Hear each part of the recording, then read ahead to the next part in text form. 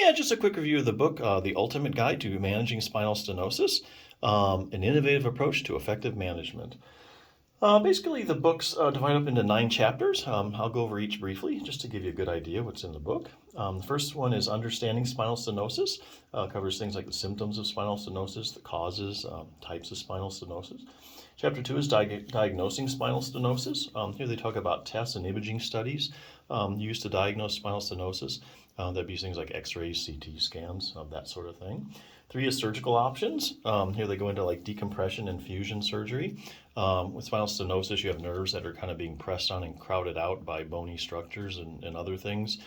Surgeon goes in and just kind of decompresses, cleans out the area around the nerve. That's the decompression. If it leaves the segment unstable, then they do a fusion. So it goes into decompression and fusion. 4 is post-op care for recovery after surgery like that. 5th is alternative therapies for spinal stenosis. This goes into things like chiropractic, massage, acupuncture, other things you could consider conservatively doing for your spinal stenosis. 6 is lifestyle changes, things like stress management, diet, exercise. 7 is coping with chronic pain. Here they talk about some of the psychological aspects of spinal stenosis. And 8 is managing spinal stenosis in daily life. And the book ends with chapter 9 of the future of spinal stenosis management, emerging technologies and treatments. So yeah, as you can see, the book is pretty thorough, covers a lot of information about spinal stenosis. Like the book says, The Ultimate Guide. I think it's a good guide because it gives you a lot of overview of spinal stenosis, what it is, how the diagnosis, treatments, all that kind of stuff, how to manage it. So I think it's a great guide. Now, if you're looking for more of a set program, like, hey, just give me X, Y, and Z to do. There aren't too many good spinal stenosis books out there.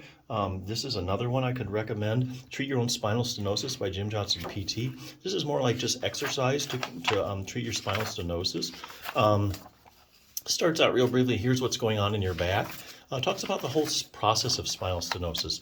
Basically does it all in pictures. It's very easy to understand. It's in layman's terms. Basically got great pictures, shows you how you got from A to B, exactly what's going on in your back. Then they have other things like what will happen to your back over the long run. So the only way you're going to know that, and this is a very evidence-based book, you take a group of people with this book's gone over all the studies. You take a group of people with spinal stenosis and you follow them for 5 or 10 years and you see what happens. Do they get better? Do they get worse? How much worse? What happens? So each one of these is like a study. How to make your back much stronger. This is probably one of the best parts of this whole book. This book is a series of tune-ups, so it'll show you how you get your back stronger, make it more flexible, that kind of stuff. And the whole program really is 10 minutes or less a day, and all based on evidence. Anyway, so how to make your back much stronger. So there's a lot of research now out on this multifidus muscle, and so the multifidus muscle makes your it basically, when you're talking about supporting your spine with muscles, 2/3 of the stability of your spine comes from this multifidus muscle. And they're finding that a lot of people with spinal stenosis have trouble with your multifidus muscle. It's not working properly. Matter of fact, they're also finding that people with like herniated discs, spondylolisthesis, that's where one vertebrae is slipping forward on another. People with chronic low back pain, when they get around to investigating this muscle, taking biopsies of it, taking EMGs of it, they find it's just not working like it should. And if you go ahead and strengthen it and get it back in working order, then your pain goes away. So this book goes into multifidus strengthening, which I think is very critical. If you have spinal stenosis, because in spinal stenosis, basically what you've got segments of your spine, like say L5-S1, problems usually start in the disc and you have decreased disc height. So that brings the 2 vertebrae a little closer together. That creates a little bit of extra motion in your like L5-S1. And so that's why you get things, so your body's saying, hey, I got excessive motion, I got to try and control it. Well, how does it do that? It does it by making your ligamentum flavum a little thicker.